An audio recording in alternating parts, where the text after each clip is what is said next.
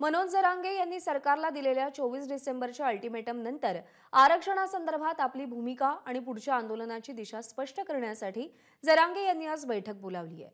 जालन्यातील अंतरवाली सराटीतच ही बैठक होणार आहे। या बैठकीमध्ये राज्यभरातील स्वयंसेवक, आयोजक, अभ्यासक, वकील, डॉक्टर, समाजातील प्रतिष्ठित मंडळींना निमंत्रण देण्यात आले। सकाळी 9 वाजता या निर्णायक बैठकीला सुरुवात होणार आहे।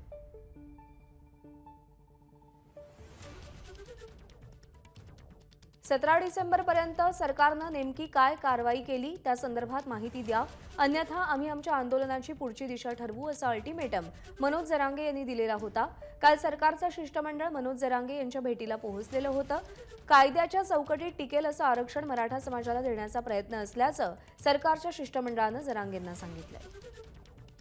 रवी मुंडे आपले प्रतिनिधी सध्या आपल्या सोबत आहेत। रवी, अत्यंत निर्णायक बैठक आज होतीये 17 डिसेंबरला, कोण कोण उपस्थित असेल आणि काय अंदाज वर्तवले जात आहेत?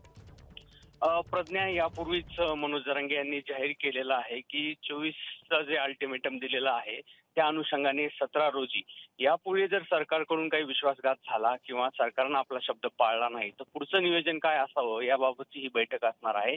आणि 14 ऑक्टोबरला जी ऐतिहासिक सभा झाली त्याच मैदानावरती ही बैठक पार पडणार आहे आणि राज्यभरातून समन्वयकांना देखील आमंत्रित करण्यात आलेलं आहे। यापूर्वी देखील ज्या ठिकाणी वेगवेगळ्या सभा झाल्या राज्यभरामध्ये मनोज जरांगे यांचे 4 टप्प्यामध्ये त्यामध्ये ज्या सभा झाल्या तेथील आयोजक असणार आहेत। याशिवाय काही प्रतिष्ठित समाजातील मंडळी ज्यांनी आरक्षणाबाबत या ठिकाणी ते चर्चा करतील, वेगवेगळी मतं या ठिकाणी प्रदर्शित करतील।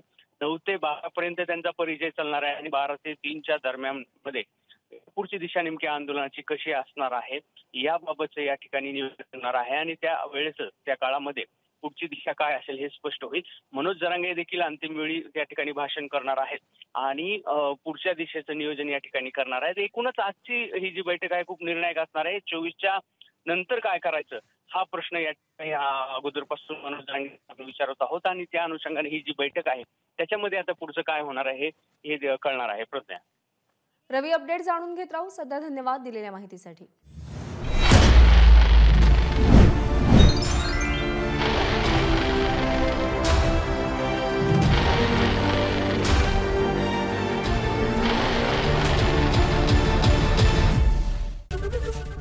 एबीपी माझा, उघडा डोळे बघा नीट।